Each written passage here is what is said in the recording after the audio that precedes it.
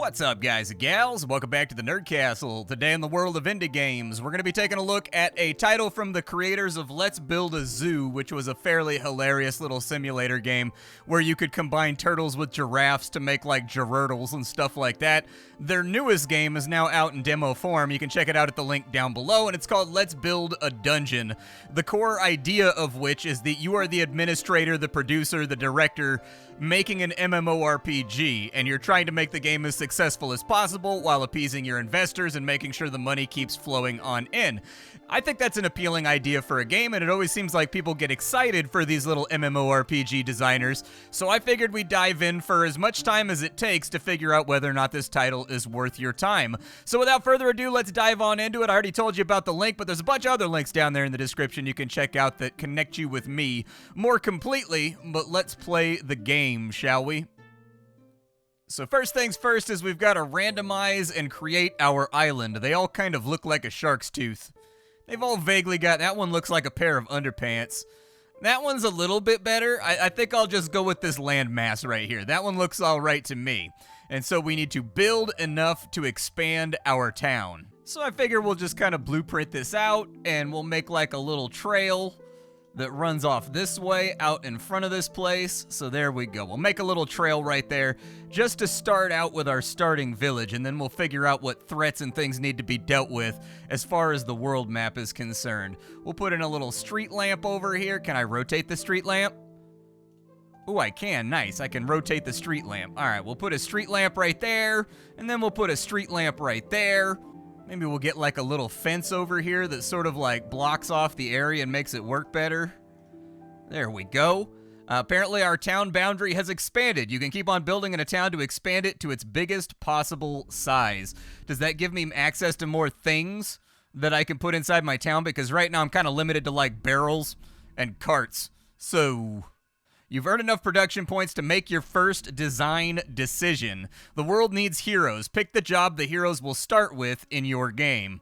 Everybody's a paladin. That's the way I feel about that. So we've got a wizard, we've got an explorer, and we've got a couple of locked classes over here. So explorers explore the world mapping far and wide, and then players learn magic, shoot fireballs, and save the world from mortal threats if they are wizards. Okay, let's go with a wizard then. It'll be a wizard quest. Bring a wizard on in. You've decided that the heroes of the world will be mages. Next, you have to build quests for these heroes to complete. Okay. Let's make this thing happen. Oh my god, is that like the storyline tree? Okay, we've got some stuff in front of us.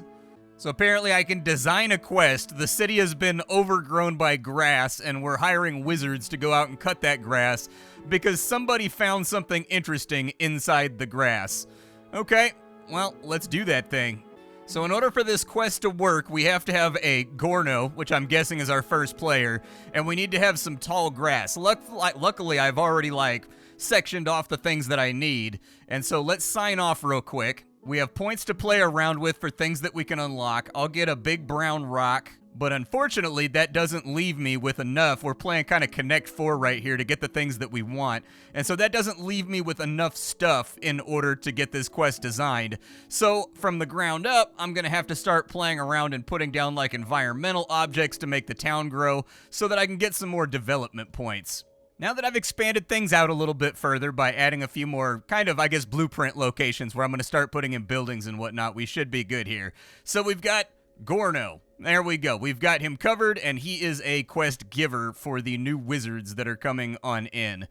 We will also grab, I guess, whatever, just grab things, I suppose, to increase the amount of stuff that I can craft. All right, so now that we have all of that, we can go back over here. And we have Gorno, the NPC. We'll put him across the street, and we'll make this like a nice, easy quest, because we don't want our new players like drooling all over their desk and like screwing the whole thing up. Because if there's one thing gaming has taught me, it's that if you give someone the opportunity to screw up, they're gonna screw up. I used to raid, all right? And so we'll just put in some tall grass over here. And we'll just say that like in the world of the quest and storyline, he lost something in the grass over here. And people need to go and find it. And actually, we leveled up again. We got 9 more production points right there. So it looks like our little guy came out here and did the quest. He chopped down all the grass, he found the valuables. I was able to bring in a bug tester, basically. I hired QA to come in and play my game, and he played through the first quest. A player has become the first hero to complete the quest Grass and Riches in Your World. Congratulations on creating a fully functioning quest. Huzzah! Grass and Riches! Okay, I think I can live with that right there. He's like wandering off into the middle of he's like me. That's what I do in games that aren't released too. I wander off to see where the edge of the map is. So let's unlock a new quest, I guess. I suppose since we only have wizards, we should take another wizard quest in order to get this done. So Rognan's Mill. Rognan was expecting a visit from a wizard. He needs someone to help track down where his spellcaster for hire has gone. Okay. Let's see if we can take that. It looks like it gives us a whole bunch of new buildings to play around with, and I have 50 points anyways, so we should be able to unlock a whole bunch of this stuff. So we've got another quest for wizards down, and everything's been added on in. So we need Thistle Farmer houses, we need Rognan, we need Jess, and we need a hero's house. Okay, so let's go ahead and make it happen. So we need the farmer's house, we need the hero's house, we need Jess, and we also need the Thistle Farmer house. So I guess we'll go ahead and get that. Unfortunately, this guy is an item pack right here, so when I unlock him, it's going to add all of these things to my little grid of stuff to buy, and it's going to get a little bit messy. So instead, I'll just get the quest giver for right now, and let's expand the work out ever so slightly. This guy looks like he did a quest. He did some itemization and stuff, and then he bailed. All right. Oh, there's people walking around Oh, there's a bunch of people playing my game at the moment. There's only one quest, and it's mowing the grass. Then again, I guess Lawn Mowing Simulator was really popular as well. So maybe I'm just like way off base here.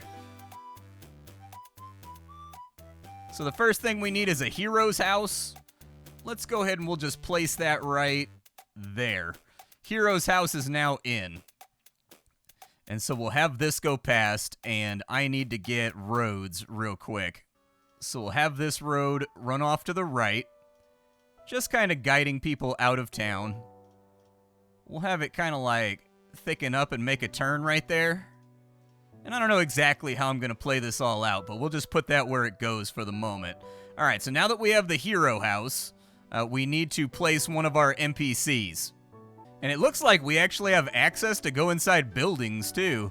So I can just go inside of here. I was trying to figure out how I place this person inside the hero's house. So I guess I'll put her right there in the corner. And so we're in the process of creating this quest. The other thing we're gonna need is the Thistle Farmer's house. So like maybe we'll consider putting the Thistle Farmer's house right next door.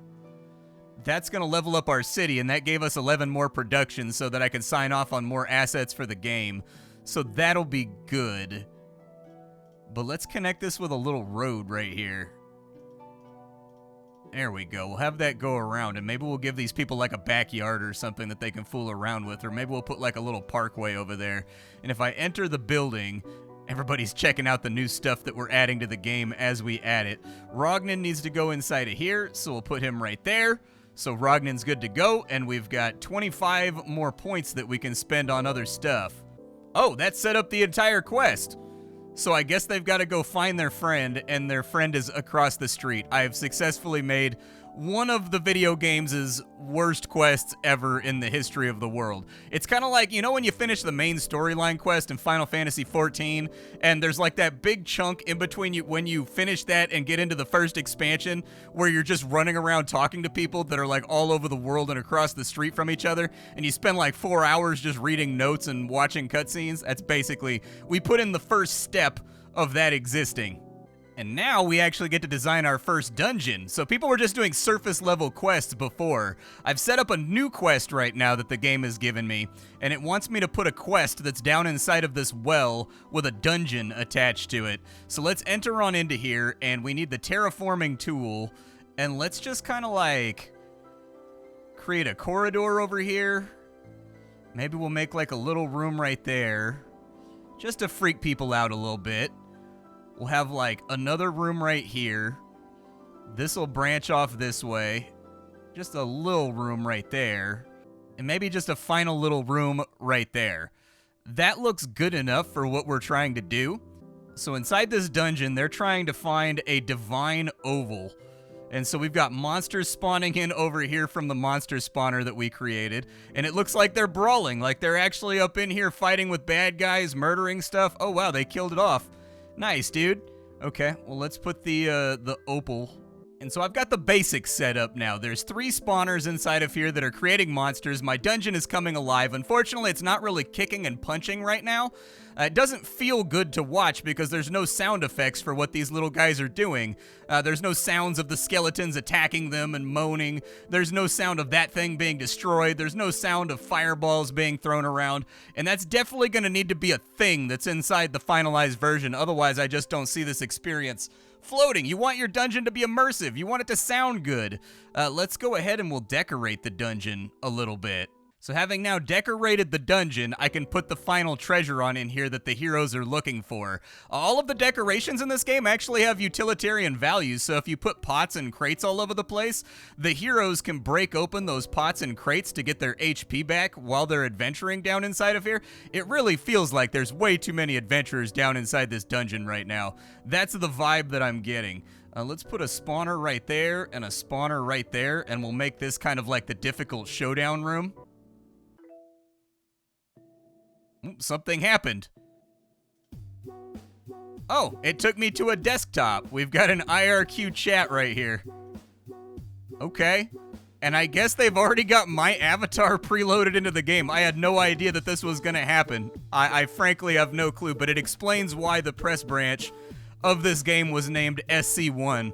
Splattercat. So apparently they're making customized builds for content creators. Hey, I'm Lord Richard, your boss. Oh, it's a Richard Garriott sort of joke. All right, my boss? Yes, well, you run the company, but I'm the one that's paying for all of this. So the server seemed to be playing up again. I saw the Steam demo just drop connection. Yeah, I thought it crashed. I hope not. Hopefully you tested the demo enough before releasing it on Steam. If it's bad, the forums on the product page are going to be full of complaints. Yeah, they are already.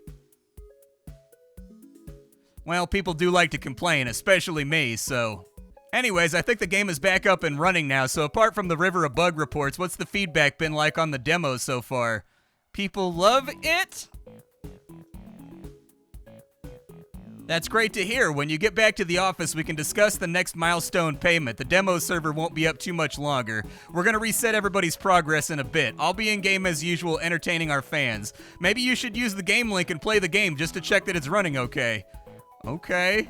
Let's dive into our own game, The Shattered Veil, apparently. I shall be known as the glorious Lord Capital Fart. Alright, so this is Plumo's Village. A small farming town is the only place in the world where the thistle seeds can be harvested from the wind. You just arrived in town, and today marks the beginning of your epic adventures. Are they perhaps at the bottom of a well? Who are you? It's not important. Well, then how do you know me? Let's just say I'm always watching you, and I've always been watching you, creepy. Alright. Have you ever heard of a thing called a restraining order? Huh? Have you heard of one of those?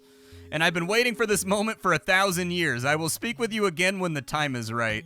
I don't know what I would do if I walked into a McDonald's and some guy in a wizard hat was like, "You! I've been waiting here for 1,000 years. Oh, look at that, dude. I'm inside the game right now. Let's talk to this guy. Look at all that grass, doing nothing but trying to grow like grass does. What if I told you that in the process of growing, grass is also a consumer of trinkets? What are you talking about? I sit here all day watching so-called heroes cutting grass. I ask myself, why are these heroes constantly doing gardening tasks? Shouldn't they be killing monsters and stuff? Anyways, as I watched, I saw one find a coin and then another, and then I realized that the grass is a gold mine of riches. Why risk your life fighting a beast in the hopes of getting a reward when you can cut grass and find endless money? Do you think money really comes from grass? Well, I think people just drop it there. Either that or there's some greater power randomly generating money every time the grass gets cut. I need your help. What can I do? Well, I'm going to lend you this rusty blade and you're going to go and cut some grass. Can you bring me back 5 gold coins? All right. Because if you do, I will give you an amazing gift, the likes of which you cannot possibly imagine. All right. Let's equip our gear then. We've got our sword over here, which we've now equipped on our character. And it looks like I've got a dash and I've got like a little attack that I can do. All right, let's get some money. Ow. What did I just get hit by? Something has hit me and took my health, and I don't know what it was. I feel offended by my injuries. My coins! What's my reward? Well, you're not gonna believe it. I'm gonna let you keep that amazing rusty sword that I gave you. I was expecting more. More than a sword? A weapon that will give you endless riches from the simple act of gardening? I've given you the tools to become richer than your wildest dreams. Grass cutting is the hero's way. Good luck, and may your harvest be unheroic and bountiful. Okay. Is this guy attacking me? Why are you attacking me? Hello, adventurer. You're welcome to bask in my radiance, for I am the supreme and glorious Lord Richard, the creator and master of the world. I designed this place. Oh, it's you. In this world, everything's roleplay, and it's part of my character that I am the mightiest here. Get back into character. Okay, sorry. I am the king of Avalon. I give out coins to those less fortunate and show my great generosity. Thank you for visiting me on this most important of days, noble hero. So my boss just runs around beating me up in game. That's pretty much what's happening here. Oh, I can go into the dungeon. I can fight these guys. Hold on.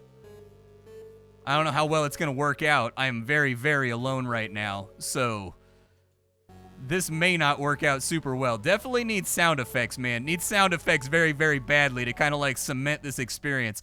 I probably wouldn't have released a demo without the sound effects in. That's one of those core basic things. You know what I mean? All right. They've been defeated. Oh, there's more of them down the hall. I'm going to go break these pots. Hold on. What did that do for me? What did that do? That gave me mana? All right. Oh my god, there's so many. And do I have any other abilities? I don't think I have any other abilities. This other hero's getting absolutely chunked right now, though. Well, I mean, there's some fire on the ground. That's probably okay. Man, there's like a never-ending undead tide down here inside the sewer. Ugh, life. Give it to me. All right, cool. The life is now my life. I'm going to go back out to the surface. All right, took the quest to go down the well and find the fire oval. And so we're going to give that a try real quick. I was given a new item that allows me to shoot fireballs, which explains why everybody in the dungeon had the ability to shoot fireballs, is because you get it as a starting quest item, I guess. Somewhere inside of here, you can actually customize and set up the quests so that you have all the rewards figured out and like what people get versus what they put in order to do these quests. Oh my god, there's so many. I've been stabbed. I'm going in here. I'm just going to grab the oval. Got it. All right, I got the oval, but I've got to fight off a horde of undead inside my own MMORPG. You're shooting the wrong way. Shoot upwards. There we go. All right, let's get out of the dungeon. Any health in here? Yeah, let me get some health. All right, let's get out of the dungeon, and then we'll take this back on over here. By the way, Richard Garriott is just running around our game throwing money at people. That's what wounds you, is he's just decking people in the face with money. Bone rivers have solidified. You shall be given enchantment upon releasing the Chankra's land. A conjurer such as you will master our enchantments. Expect greatness. I'm glad to be useful. All things have a use. Some of these people would be useful as bones and flesh for soup. You're more use as living meat than dead. Okay, where's the village? Far from here, near to there. The village waits for people to find it. No more words on this for you. All right. I have 500 XP. Did that level me up at all? Like, have I become a more stronger adventurer? Well, I figure it's probably time to get back to work. We can't really reasonably have an MMO that's only got like a couple of quests in it. So let's go. We can apparently live stream in this game too if we wanted to. I'll go back to work. What's Richard Garriott got to say? I've just been skipping because the typing takes too long. Steam demo's at an end. We're pretty close to shutting off the servers, deleting the data, and getting ready to launch the game. When's the launch?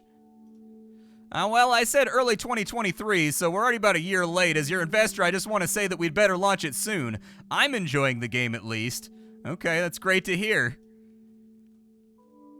You bet it is. Hearing someone as influential as me tell you your game is fun probably gives you quite the ego boost, but don't let it go to your head. I will always be better at making games than you. Anyways, thanks for giving me the option to set up my character with invincibility. I will be there when the game goes offline, just hanging out, watching the end of the world happen live. Yeah, I remember that happening in Tabula Rasa as the servers were shutting down. Everybody was fist fighting Richard Garriott. You should come along and join in. The final moments of a server are exciting, poignant, chaotic, but I will always be Lord Richard, sovereign of the server, and I cannot be killed. See you at the apocalypse. All right. Hello, Matthew. Hey, what's up? I'm Splattercat. That's not your legal name, and I'm here for legal reasons. Splattercat, is that like the Thundercats or what? No, not at all. Okay, so nothing to do with the cartoon. Maybe your name's related to Splatterhouse, that game on Mega Drive? Nope, not that either. Okay, then, I simply don't understand you internet people. What do you want? Well, I've been looking through our records and I have a couple questions. Did you or did you not work at Blockbuster in the past? I did, yeah. And did you ever take games or DVDs from the shop and not return them? Of course not.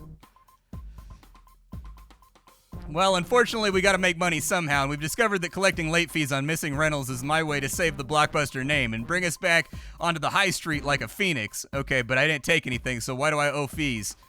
Unfortunately, it's up to you to prove us wrong rather than the other way around. If you don't pay this debt, we'll ban you from the store. What store? Oh. This is a reminder letter to inform you that store records show a fee of $8,967 outstanding on your membership card at Blockbuster. Oh my god, it was for Jak and Daxter? I owned that game. I never even rented that one, bro. Thanks for the payment in advance. Ah, Christ.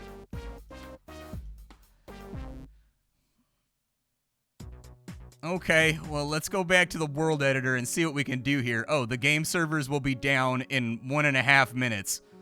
Well, I suppose we'll kind of just, like, wait for that to happen.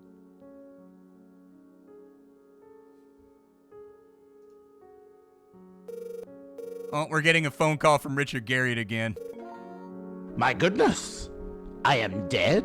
They dead to kill me? Release the monsters! This server will go down in glorious, unbridled chaos. Let no one survive. If there's one thing that Richard Garriott is known for, it's his brutal relentlessness when it comes to punishing his players for killing him.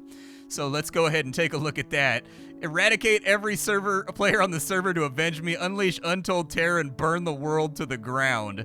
I guess I can just spawn monsters? Alright, let's make them fight sea bears. There we go. A horde of anguloids will also come in and kill everybody, along with the bears. There's been an alliance. We'll put in some bushnells.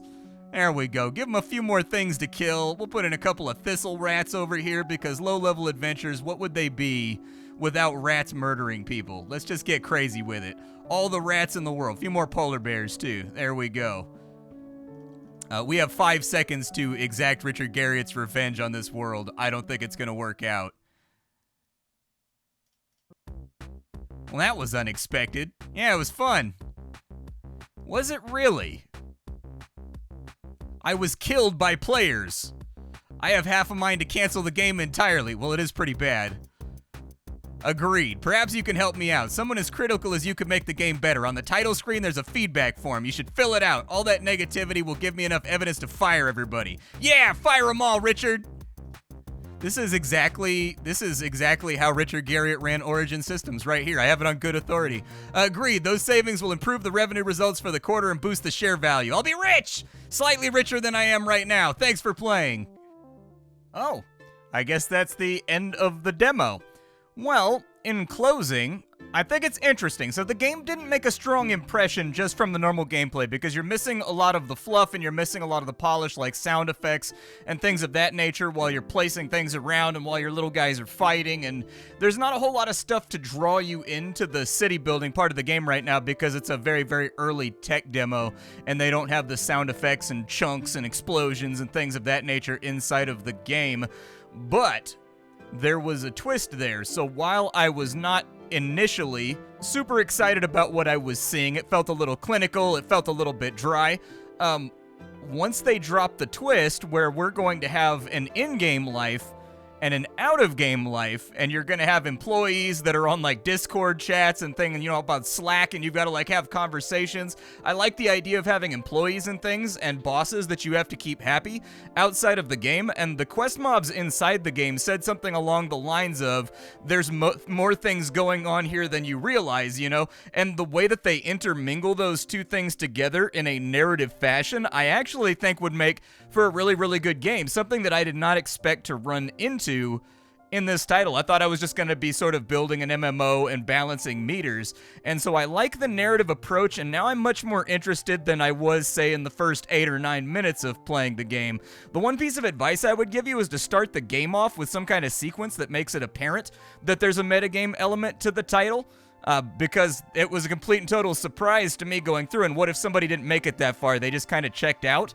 But I'm interested in seeing what future builds look like. It's a little too early to say whether or not this would be like a recommendation, but I am interested in seeing what a more cogent, more put together version of this game looks like if the tech alpha gets funded. So this is Let's Build a Dungeon. My name is Splattercat. I sift through the pile to find what's worthwhile in the world of indie games every single day so you don't have to. Today up on the chopping block, let's build a dungeon. Tomorrow, something else. Thanks for hanging out with me, and that's about all I got for you, folks.